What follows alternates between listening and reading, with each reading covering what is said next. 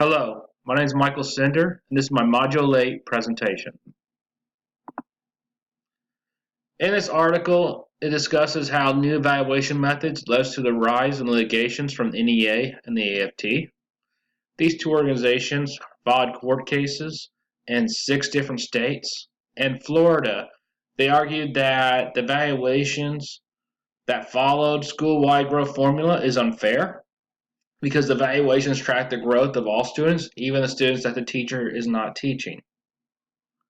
In Louisiana and Tennessee, they argue that the evaluation should not tie to tenure and pay scale. In Nevada, a teacher was fired because of poor evaluations, however, did not receive due process. In New Mexico, they argued that the teachers were receiving poor ratings on their evaluations due to flawed and incomplete data. In New York, they argued that the evaluations did not account for the poverty that students live in and how those conditions can affect students' test scores. In the next article is pretty much an overview of the issues with evaluations. It discussed how to evaluate top performing and worst achieving teachers, and also discussed how to revamp teacher evaluations by informing teachers about about their strengths and their weaknesses, and also the political pressure to dismiss ineffective teachers. In this article by the NIA, it discussed the momentum to reform teacher evaluation that are focused on the teachers and their students, where a lot of times the evaluation is only focused on the test scores and does not focus on what the student knows or how the teachers teach in their class. So by reinforming this evaluation, it will focus on both aspects of the student and the teacher, as well as evaluate to improve teacher practices. So, as I mentioned before, they're going to evaluate how to help the teacher improve within the classroom. Providing standards for evaluations. Each evaluation is different in every state and every district. So, by providing a set standards, then the teachers have a better understanding of what they need to do. And once again, replacing underperforming teachers. That has always been a concern that the teachers have about these evaluations, is that are they getting high enough evaluations so they will not lose their job and be replaced. In this article, it talks about how teacher evaluations should be measured and what system to use.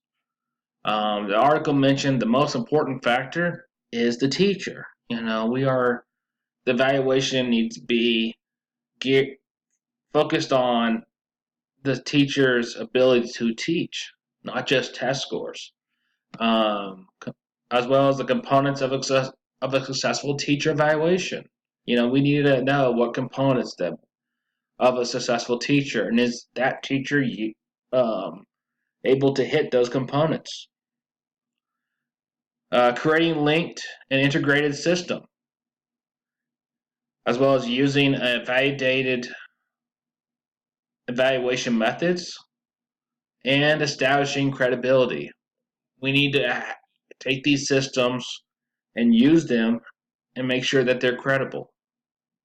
Make sure that they are actually useful and that they are measuring what they need to measure.